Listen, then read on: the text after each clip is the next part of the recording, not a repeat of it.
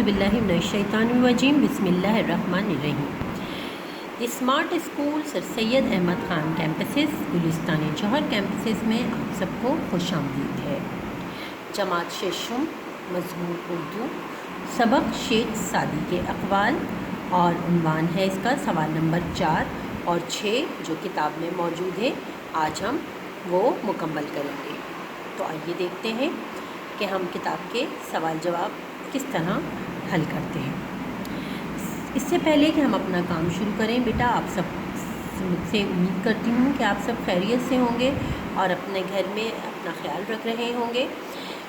Corona virus سے بچنے کی جو احتیاطی تدابیر ہیں وہ سب آپ اختیار کر رہے ہوں گے، کیونکہ آپ سب کو پتہ ہے بھی احتیاط لازم ہے۔ اپنے ہاتھوں کو دھونا ہے، سماجی فاصلہ اختیار کرنا ہے اور ممکن حد تک کوشش کرنا ہے کہ آپ اپنے گھر میں رہیں۔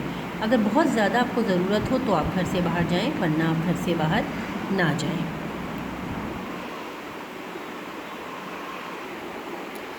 یہ ہے بیٹا آپ کا سبق شیخ سعدی کے اقوال جو آپ نے پڑھا تھا، اس کی ریڈنگ کری تھی، بہت اچھے سے بلند خوانی کی تھی اور اس کو سمجھا تھا۔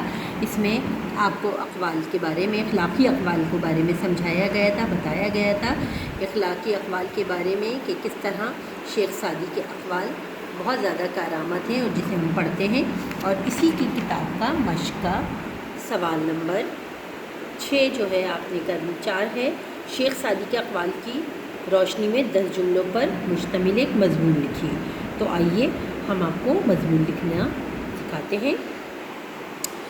جی بچوں، یہ مضمون ہے سوال نمبر 4، شیخ سعدی کے اقوال کی روشنی میں 10 جملوں پر مشتمل ایک مضمون لکھنا ہے، تیار کرنا ہے۔ شیخ سعدی کے اقوال آپ لوگ اپنی کتاب میں پڑھ چکے ہیں۔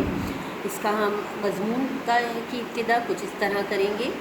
شیخ سعدی کا اصل نام شرف الدین تھا، جیسے ہم نے کتاب میں بھی پڑھا، اور اپنے تجربات کی روشنی میں شیخ سعدی بہت سی کتب لکھی، یعنی کہ جو ان کے تجربات انہوں نے کیا تھا، کیونکہ وہ بہت زیادہ سیر و سیاحت کے شوقین تھے اور سیر و سیاحت میں ان کی زندگی کا بہت سارا عرصہ گزرا، تو انہوں نے اپنے تجربات کی روشنی میں جو کتابیں لکھی ہیں، اس میں بہت ساری کتابیں لکھی، لیکن کچھ نظمیں بھی کہی ہیں اور نثر میں بھی لکھا ہے۔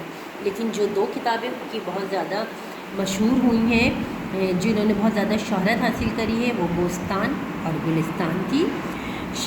شاعری کی بوستان تھی کتاب اور نثر کی گلستان تھی، ٹھیک ہے۔ آپ نے بہت سی نظمیں بھی لکھی اور نثر بھی کہی۔ شیخ سعدی کے کچھ اقوال کی روشنی میں ہم نے یہ مضمون لکھا ہے، وہ ان کے مضمون، ان کے اقوال درج ذیل ہیں جو ہم اس کو سمجھتے ہیں۔ پہلا اقوال ہے، جو دوسروں کے غم سے بے تعلق ہے وہ انسان کہلانے کا مستحق نہیں۔ جی ہاں، آپ کے تمام اقوال علم و حکمت سے بھرپور ہیں۔ یہ جو انہوں نے لکھا ہے، جو دوسروں کے غم سے بے تعلق ہے، یعنی کہ جس انسان میں کسی دوسرے کا غم نہیں ہے، وہ کسی دوسرے کے غم سے بے تعلق رہتا ہے، بالکل لا تعلقی اختیار کرتا ہے، وہ انسان کہلانے کا مستحق نہیں، کیونکہ اس کے اندر انسانیت ہی نہیں کہ وہ انسان کہلا سکے۔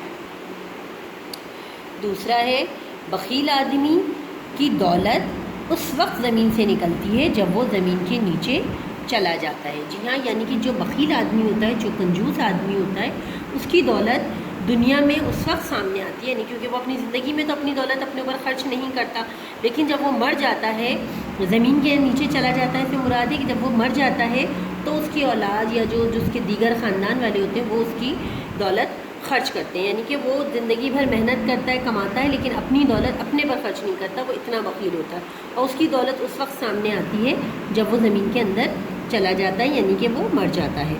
استاد کی سختی باپ کے پیار سے بہتر ہے، یعنی کہ اگر آپ کے استاد آپ کے اوپر سختی کرتے ہیں، آپ کو کچھ سکھانے کے لیے، آپ کو علم کے لیے کہ آپ علم سیکھ سکیں، کچھ اچھی باتیں سیکھ سکیں، تو وہ آپ کے باپ سے، یعنی کہ آپ کے والد کے پیار سے وہ کئی گنا بہتر ہے استاد کی سختی۔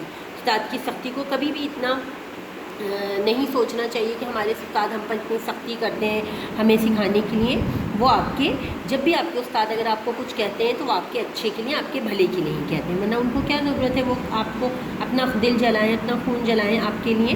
تو اس لیے اگر استاد آپ کو کچھ کہتے ہیں، کسی بات پہ ڈانٹتے ہیں، تو وہ آپ کی بہتری کے لیے ہوتا ہے۔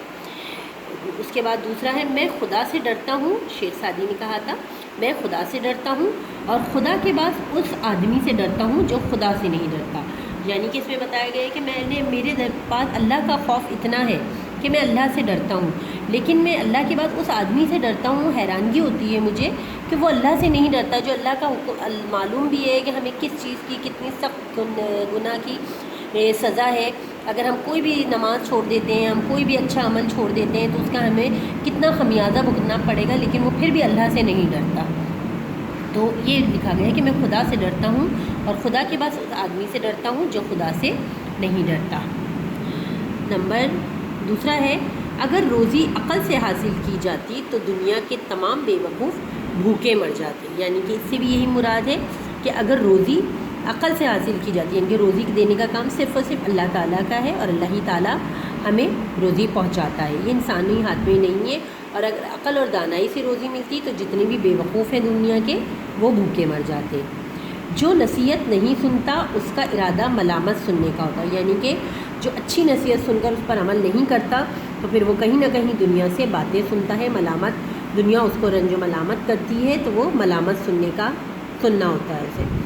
بری عادت والا انسان اپنی بری عادت کی وجہ سے ہمیشہ مصیبت میں پھنسا رہتا ہے، یعنی کہ جس انسان کی عادت بری ہوتی ہے وہ اپنی عادتوں کی وجہ سے ہمیشہ کسی نہ کسی مصیبت میں پھنسا رہتا ہے۔ اپنے اچھے عمل سے کسی کو دلی خوشی دینا ان ہزار سجدوں سے بہتر ہے جس کے پیچھے رنج ہو۔ یعنی کہ آپ اپنی کسی بھی عمل سے کسی انسان کو دلی خوشی دے سکتے ہیں، بشرط یہ کہ آپ بہت سارا اللہ کے آگے سجدہ ریز ہو رہے ہیں، نماز پڑھ رہے ہیں، لیکن آپ کسی کا دل دکھا رہے ہیں تو اللہ تعالیٰ آپ کو کبھی نہیں بخشتا۔ ہمیں کوشش کرنا چاہیے کہ اپنے عمل سے، اپنی باتوں سے کبھی کسی کا دل نہ دکھائیں، بلکہ ہمیشہ سب کو خوش رکھنے کی کوشش کریں۔ ٹھیک ہے بیٹا، یہ تو میں نے آپ کو شیخ سعدی کے کچھ اقوال ہیں جو میں نے کتاب سے بھی لیے ہیں اور کچھ ایسے ہیں جو ہم نے اپنے پاس سے کریں۔ آپ چاہیں تو شیخ سعدی کے اقوال پر مشتمل مضمون جو ہے آپ خود سے بھی لکھ سکتے ہیں، کچھ ایسے اقوال بھی لکھ سکتے ہیں جو آپ نے خود سے سرچ کرے ہوں، پڑھے ہوں تو آپ وہ بھی لکھ سکتے ہیں۔ یہ میں نے کچھ اقوال جو آسان سے مجھے لگے کہ آپ بآسانی اس کو یاد کر سکتے ہیں، لکھ لیں گے اپنے مضمون میں نے یہ کیا ہے، تو آپ بھی کوشش کریں بیٹا کہ یہ آپ اس طرح مضمون لکھیں۔ آپ چاہیں تو یہ بھی لکھ سکتے ہیں، لیکن کوشش کریں کہ آپ خود سے اپنے الفاظ میں استعمال کریں، خود سے شیخ سعدی کے اقوال ڈھونڈیں اور پھر اس کو لکھیں، اس کی روشنی میں آپ مضمون لکھیں تو وہ آپ کے لیے زیادہ کارآمد ثابت ہوگا۔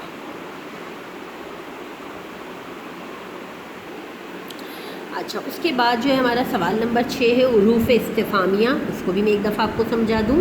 وہ الفاظ جو کسی سے کوئی بات پوچھنے یا سوال کرنے کے لیے استعمال کیے جاتے ہیں انہیں حروف استفہامیہ کہا جاتا ہے۔ ٹھیک ہے، ایسے الفاظ جو کسی سے کوئی بات پوچھ رہے ہوں، کوئی سوال کر رہے ہوں، وہ حروف استفہامیہ کہلاتے ہیں۔ جیسے کہ مثال کے طور پر یہ کون ہے، وہ کیا کرتا ہے، تم کیوں آئے ہو، وہ کب لاہور جائے گا، اس بات کو کس طرح ختم کیا جا سکتا ہے۔ دیکھیں ان جملوں میں کوئی نہ کوئی بات کسی سے پوچھی جا رہی ہے، تو ان جملوں میں کون، کیا، کیوں، کب اور کس طرح جو ہے حروف استفہامیہ ہیں۔ ٹھیک ہے، ایسے الفاظ جو سوال کرنے کے لیے پوچھے جاتے ہیں، کیوں کر رہے ہو، کہاں جا رہے ہو، کس لیے کرنا ہے، کس کو دینا ہے، تو ایسے جو الفاظ جو کون، کیوں، کیا، کس لیے، کس طرح استعمال کیے جائیں تو ایسے الفاظ، اور اس کے علاوہ بھی جو الفاظ ہوتے ہیں جیسے کیسے، کہاں، کدھر،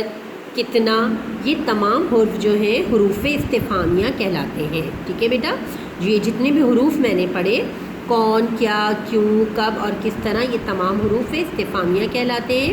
یہ سارے جو الفاظ میں نے پڑھے یہ تمام الفاظ حروف استفہامیہ کہلاتے ہیں۔ اب آپ نے کیا کرنا ہے، ایسے 5 جملے لکھنا ہے جن میں حروف استفہامیہ استعمال کیے گئے ہوں۔ آپ نے سب سے پہلے ایک چھوٹی سی حروف استفہامیہ کی تعریف لکھنی ہے، جیسے کہ کتاب میں درج تھی۔ ایسے الفاظ جو کسی سے کوئی بات پوچھنے یا سوال کرنے کے لیے استعمال کیے جائیں انہیں حروف استفہامیہ کہا جاتا ہے۔ جیسے یہ کون ہے، وہ کیا کرتا ہے، ان جملوں میں کون اور کیا حروف استفہامیہ ہے۔ اس طرح کی آپ چھوٹی سی پہلے ایک اس کی تعریف لکھیں گے حروف استفہامیہ، اور اس کے بعد آپ سوال نمبر 6 اتاریں گے۔ ایسے 5 جملے لکھیں جن میں حروف استفہامیہ استعمال کیے گئے ہوں۔ تو میں نے وہ جملے لکھے ہیں، علی کب آئے گا۔ دیکھیں جتنے بھی حروف استفہامیہ ہیں میں نے اس کو ذرا سا موٹا کر کے لکھا ہے تاکہ آپ کو پرماننٹ ہو، آپ کو نظر آئے. ٹھیک ہے. علی کب آئے گا؟ وہ کیا کام کر رہا ہے؟ میں نے کہاں جانا ہے؟ اس کام کو کس طرح ختم کرنا ہے؟ آپ کے ساتھ یہ کون ہے؟ آمنہ کب واپس آئے گی؟ جی ہاں، ان جملوں میں کب، کیا، کہاں، کس، کون، یہ تمام الفاظ جو ہیں حروف استفہامیہ کہلاتے ہیں. اسی طرح کے آپ اور دوسرے جملے بھی بنا سکتے ہیں، اور چاہیں تو آپ یہ جملے بھی بنا سکتے ہیں، لیکن کوشش کریں کہ آپ اپنی طرف سے حروف استفہامیہ کے الگ جملے بنائیں. میں نے جو آپ کو بتائیں وہ نہیں بتائیں، میں نے آپ کو سکھا دیے ہیں. اب آپ اس سے ملتے جلتے حروف استفہامیہ کے جملے بآسانی بنا سکتے ہیں. امید کرتی ہوں آپ کو یہ تمام کام سمجھ آ گیا ہوگا. اپنی کاپی میں اس کو بہت اچھے طریقے سے اتاریے، اچھے طریقے سے یہ سوال اپنے کاپی میں مکمل کیجیے. اب اپنی ٹیچر کو اجازت دیجیے. اللہ حافظ.